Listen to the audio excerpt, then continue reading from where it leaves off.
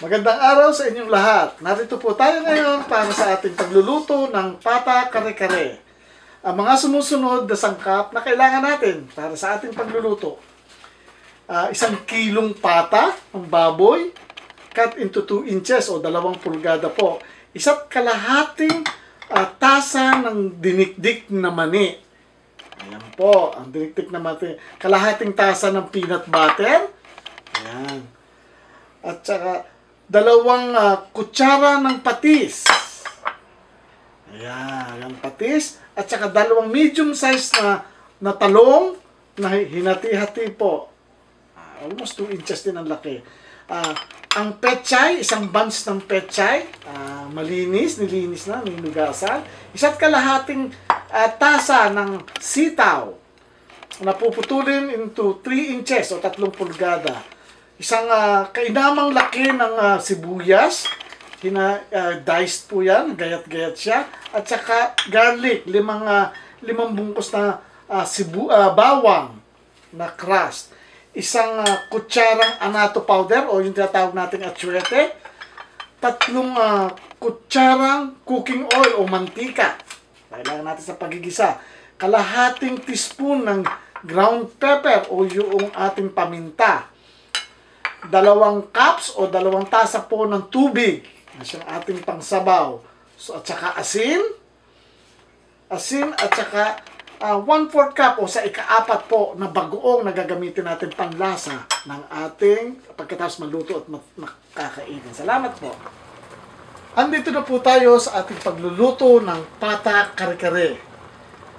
Matapos mapakulo ang tubig, ilalagay natin ang ating pata sa kumukulong tubig. Alisin ang anumang scams na nanggaling sa pagkakakulo ng pata. Dito kailangan lagyan na natin ng konting asin at para magkaroon ng lasa. Mga 1 oras, alisin. Mapapansin natin na malambot na ang pata, kaya pwede na natin siyang alisin at isang tabi. Ilagay sa isang lalagyan. Sa isang malinis na kasirola, at sa mainit na oil or mantika, ilagay ang bawang,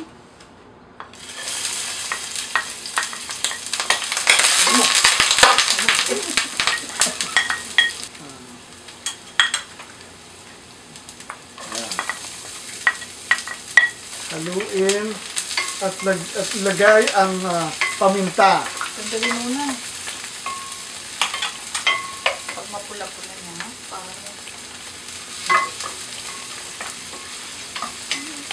paminta. Ready na ang ating paminta.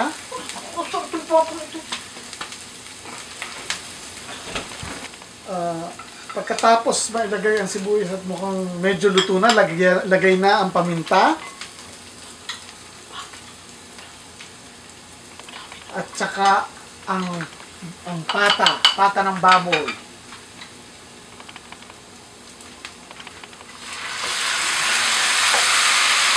Habang hinahalo at sinigisa, takpan ito for 2 minutes, 2 minuto lamang.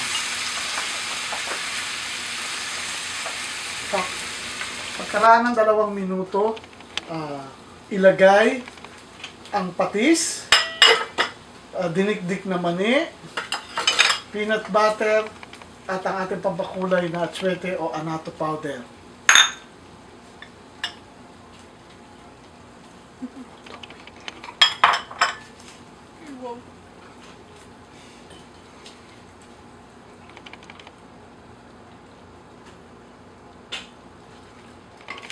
Peanut butter.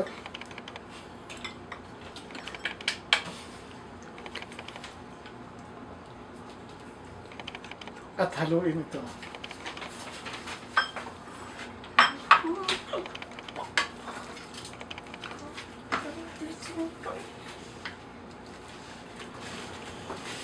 Pagkalagay ng ating pinakasabaw o broth o kaya tubig at ito'y kumukulo na, matapos ang 20 hanggang 30 minuto, 30 minutes, habang paminsan-minsan ay hinahalo.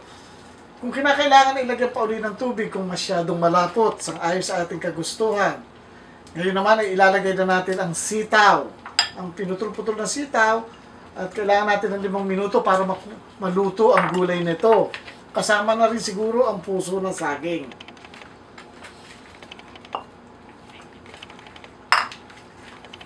Tatakpan natin ito in 5 minutes para makaraan ng 5 minuto. Makikita natin na ngayon ilalagay na natin ang ating talong. Kailangan natin naman dyan ng 3 minuto para medyo maluto siya. Ano?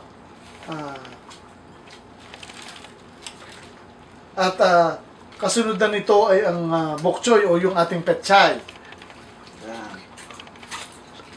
Ilagay ang takip at saka medyo pahinain ng apoy o pwede na rin patayin para tuloy-tuloy kasi para yung gulay na pechay ay hindi masyado lutong-luto. Ano?